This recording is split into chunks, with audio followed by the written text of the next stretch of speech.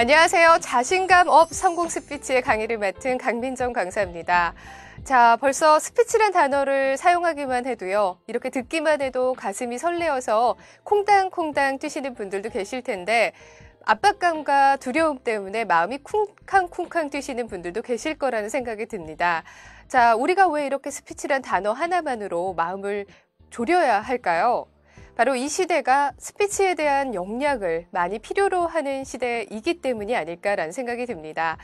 자, 우리가 이런 표현들을 가끔씩 들어보셨을 거예요. 말값이 몸값인 시대다. 혹은 말값이 스펙인 시대다. 그러니까 스피치 능력이 스펙인 시대가 됐다라는 표현인데요.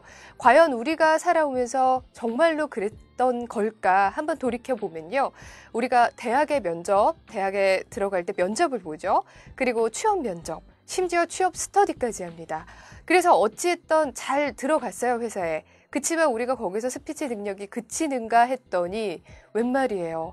프레젠테이션도 잘해야 되고요. 연봉 협상도 잘해야 되고요. 상사와 동료 간에도 의사소통이 원활히 되어야 하죠. 그게 바로 네트워크로 이어지기 때문이겠죠. 이렇게 우리가 진짜로 말값이 몸값인 시대를 살고 있는데 다만 나 하나만 모르고 있었을지 모르겠다라는 생각이 듭니다. 자, 쿵쾅쿵쾅이든 콩쾅콩쾅이든 여튼 우리는 굿 스피커가 되기만 하면 되겠죠? 그래서 오늘 1강에서 그 첫걸음말을 띄워볼 텐데요. 1강에서는 우리가 말에 대해서, 우리나라가 말에 대해서 갖고 있는 그 편견이 무엇인지, 그래서 스피치란 무엇이고 그 필요성이 무엇인지 살펴볼 거고요.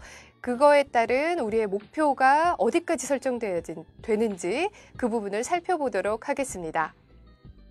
자, 제가 여러분에게 질문 하나 하겠습니다. 한 청년이요, 사랑이나 연애에 대해서 부정적인 생각을 갖고 있어요. 이 친구가 과연 사랑을 진정성 있게 해갈 수 있을까요? 자, 답은요, 절대 불가능할 겁니다. 자, 스피치도 마찬가지예요. 스피치에 대한 만약에 그 오해와 편견이 깨어지지 않는다면요. 스피치를 왜 배워야 되고 그 진정성은 무엇이고 그리고 그 필요성은 무엇인가를 알 턱이 없는 거죠. 이렇게 우리 문화에서는 사실은 부정적인 스피치의 그 모습들이 굉장히 많습니다. 사실은 역사가 이렇게 만들었는데요.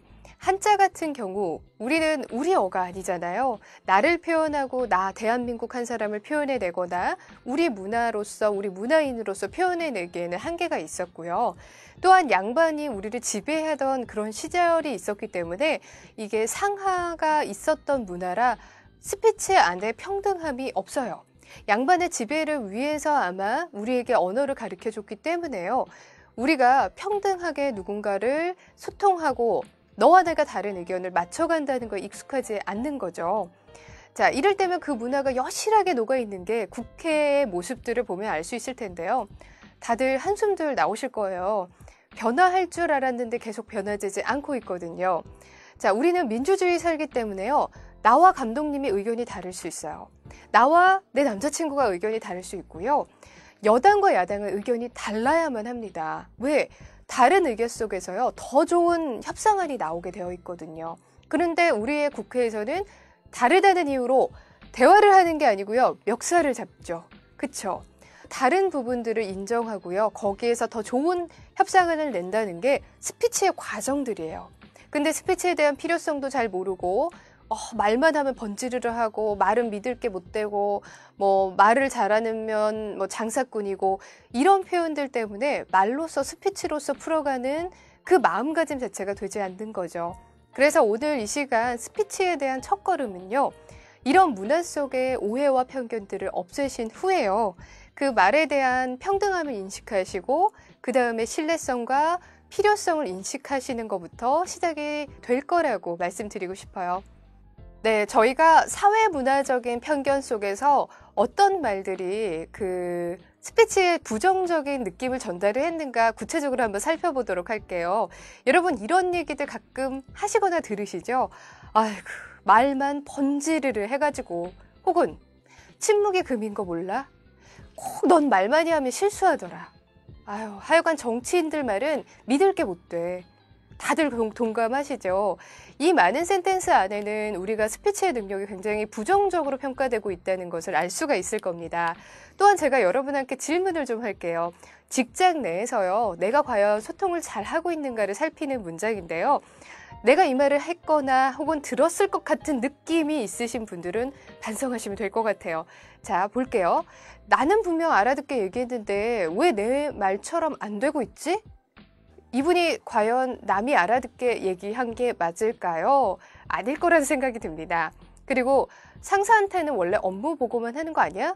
우리가 부하 직원들끼리, 우리 동료들끼리 많이 하는 얘기죠. 이거 참 구슬픈 얘기예요. 왜냐하면 나는 그러니까 내가 상사여도 나는 기계가 아니거든요. 분명히 사람과 사람 간에 업무를 하고 소통도 하고 교류를 해야 하는데 업무만 얘기한다는 거, 제한 범위를 딱 둔다는 거는 뭔가 소통이 극단적으로 안 되고 있다라고 생각하시면 될 것 같아요. 혹은 2차 갈 때 상사를 빼놓고 가고 싶다거나 왜? 어제 미팅한 얘기를 동료한테 하고 싶거든요. 근데 상사가 있으면 좀 못할 것 같거든요. 이런 느낌들 혹은 부하 직원들이요. 업무 보고할 때를 제외하고 내 곁에 오지 않아요. 그쵸? 나이가 들어서 더 고위직에 올라간다 한들 내 주위에 나와 소통하는 동료나 부하 직원들을 둘 수 있을까요? 어려울 것 같습니다. 이렇게 우리가 우리의 말 속에 내가 소통이 안 되고 있구나 혹은 이렇게 스피치가 부정적인 느낌을 갖고 있구나 많이 느낄 수 있는데요. 이렇게 말이라는 것은 어쩌면요. 듣는 사람의 입장을 충분히 고려하지 않으면 나는 표현했는데 왜 상대가 못 알아듣지? 나는 분명히 이렇게 얘기했는데 왜 안 바뀌는 거지? 이런 식의 변화나 반응을 받을 수 있겠죠. 여러분, 제가 갤러리에서 일할 때 그 유명한 회장님께서 이런 얘기를 하신 적이 있어요. 결국은 인간적인 매력이 있는 사람이 리더십을 발휘할 수 있다라는 말씀을 하시더라고요. 그리고 또 세상이 아무리 변해서 컴퓨터가 사람의 업무를 대체한다 하더라도요. 최종 계약은 결국 사람이 해내야 된다는 말씀을 하셨어요. 결국은 매력적인 리더가 살아남는 유일한 길이다라는 표현과 같은데요. 우리가 그러면 그 매력적이라는 부분을 좀 생각해 봐야 할 것 같아요. 왜냐하면 나의 성격 그리고 나의 말씨 같은 것은요. 보이지 않아요. 무형이에요. 근데 이게 저 카메라 감독님이나 PD님한테 전달이 될 때는 나의 말씨, 화법, 그 컨텐츠 이런 내용으로서 상대에게 전달이 되겠죠. 바로 제 성격이 보여지는 것은요. 무형화에서 유형화되는 것은 말씨에 있습니다. 혹은 이런 자세, 눈짓에 다 포함되는 거죠. 그래서 매력 있다라는 느낌을 전달을 하려면요. 우리가 지금 배워야 하는 그 과정들이 당연히 중요하다라고 느낄 수밖에 없을 것 같아요. 근데 여러분 그거 아세요? 메리비안의 법칙이라는 게 있는데요. 그것은 목소리가 결국은 이제 목소리, 표정, 태도, 내용 등이 나를 표현해주는 것들인데요. 그거의 구성 비율이 상대에게 어떻게 전달되는지 퍼센트를 나눴거든요. 목소리가 100%에서 38%를 차지한다고 합니다. 그리고 나의 표정이요, 무려 35%, 그리고 나의 태도가 20%가량을 차지한다고 해요. 그리고 내용, 컨텐츠, 단어라는 부분이 도합해서 7% 차지한다고 해요. 그러니까 7%를 제외한 93%가 다 저의 머리끝부터 발끝까지의 자세로 드러난다는 거죠. 여러분, 그래서요, 우리가 결국은 매력적으로 보인다는 것은요, 신뢰감 있고 호감 있는 보이스를 통해서, 그리고 조직적인 컨텐츠 구성을 통해서, 그리고 무수한 연습과 촬영 연습과 보이스 녹음을 통해서 발전된 모습이 상대에게 스피치로 전달이 되는 것이겠죠. 여러분에게 또 질문 하나 하겠습니다. 자, 남자가 남자답기만 하다. 좋은 말이 될 수 있을까요? 옛날에는 상남자라고 하고 칭찬도 받았습니다. 그렇지만 요즘에는요, 양성성을 필요로 하는 시대이기 때문에 그 말이 결코 긍정적인 표현이 될 수가 없을 거예요. 또한 이런 말도 하시는 부장님들 뵀는데요. 와, 여자는 조직 문화에 너무나 어울리지가 않아. 적합하지가 않아. 이런 말씀 하시는 부장님들 아직도 뵙니다. 근데요, 여러분, 여성들이 이미 남성 직군에 들어와 있는 거는 너무나 많고요. 앞으로는 더 많을지 몰라요. 많은 남성분들이 여성과 더 많은 경쟁을 해야 할지 모릅니다. 그 말은요, 여성이 나의 상사가 될 수 있고요. 동료가 될 수 있고요. 부하 직원으로 둘 수 있죠. 여성과 소통하는 방법을 모른다는 거 아마 직업 내에서 한계가 생길 수밖에 없을 것 같아요.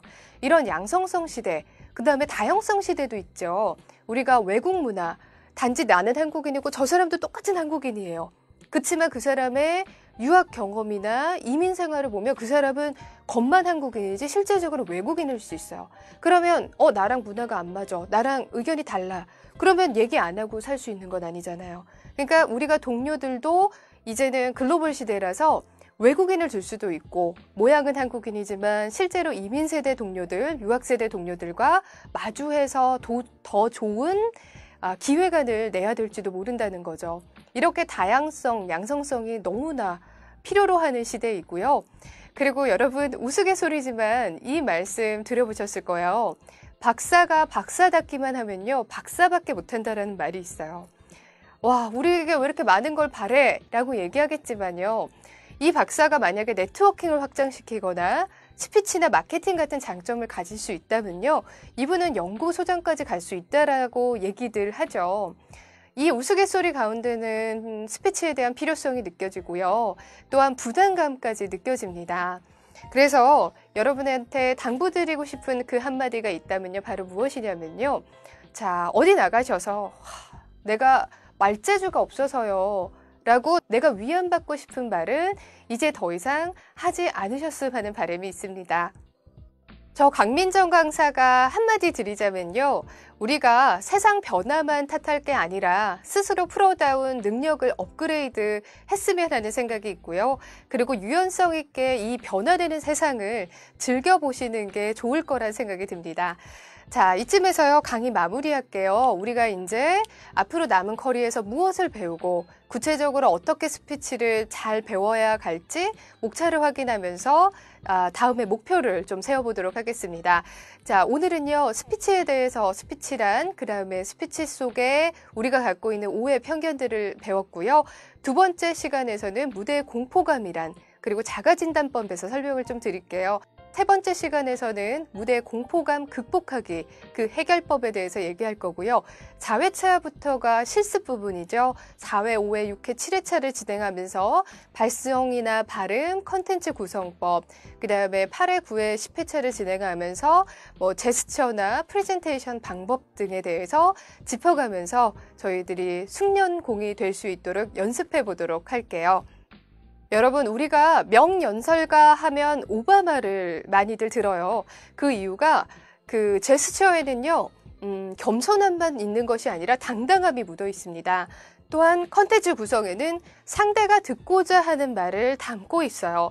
상대를 충분히 이해하고 나의 의견으로 그 사람들을 설득하는 과정을 충분히 담고 있는 게 오바마의 연설입니다. 그래서 제가 물론 우리가 1회 시간이라 구체적인 걸 배우지 않은 상태에서 영상물을 보여드리는 건데요. 그래도 우리가 충분히 저 화자가 얘기할 때는 굉장히 안정감 있구나, 당당하구나, 나를 위로해주고 있구나, 저 사람이 얘기하는 컨텐츠 안에는 나의 범주도 들어가 있구나 느껴보시면 좋을 것 같아요. 자, 이상으로 1강 이 동영상물 보시면서요, 저희는 2강 무대 공포증이란 무엇인가를 통해서 다시 만나 뵙도록 하겠습니다. There are patriots who opposed the war in Iraq, and there are patriots who supported the war in Iraq. We are one people, all of us pledging allegiance to the Stars and Stripes, all of us defending the United States of America.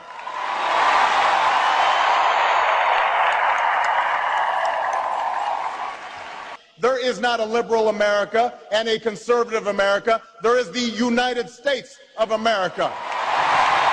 There is not a black America and a white America and Latino America and Asian America. There's the United States of America.